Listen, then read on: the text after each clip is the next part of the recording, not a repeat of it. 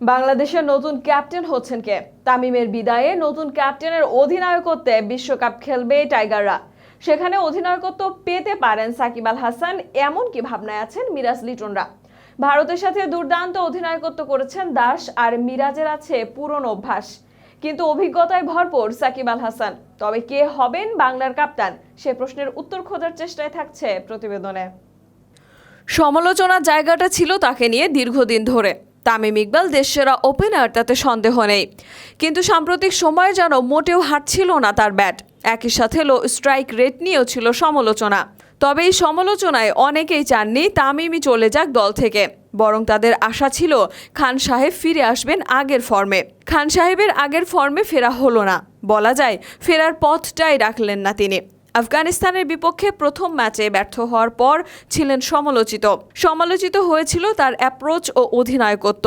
এবার সেই রাগ থেকে হঠাৎ অবসরের ঘোষণায় তার। তামিমের অবসরে নতুন আলোচনা একটা আছে, আর তা হলো কে হবেন টাইগারদের নতুন অধিনায়ক। আফগানিস্তানের বিপক্ষে সিরিজের বাকি ম্যাচগুলো, সামনে এশিয়া কাপ, বিশ্বকাপের আগে সিরিজ ও বিশ্বকাপের ম্যাচগুলো কে নেতৃত্ব দিবে বাংলাদেশ দলকে? এক্ষেত্রে দুইটি নামই আসার সম্ভাবনা বেশি। প্রথমটা লিটন কুমার দাস, দ্বিতীয়জন সাকিব আল হাসান। বর্তমান ওডিআই দলে ভাইস ক্যাপ্টেন লিটন।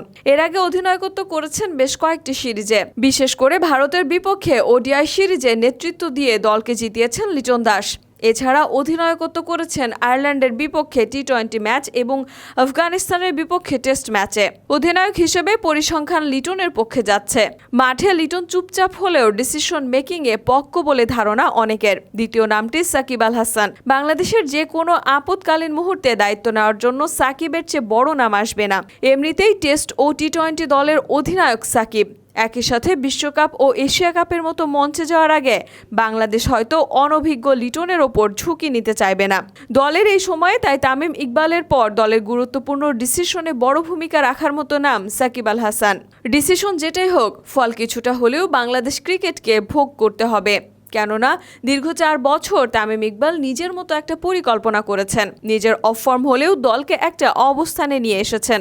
বিশ্বকাপের মাত্র 3 মাস আগে নতুন অধিনায়কের পক্ষে সবকিছু নিয়ন্ত্রণ কষ্টসাধ্যই বটে। তবে এই পরিস্থিতিতে এই কঠিন সিদ্ধান্ত নেওয়া ছাড়া বিকল্প নেই বাংলাদেশ বোর্ডের কাছে।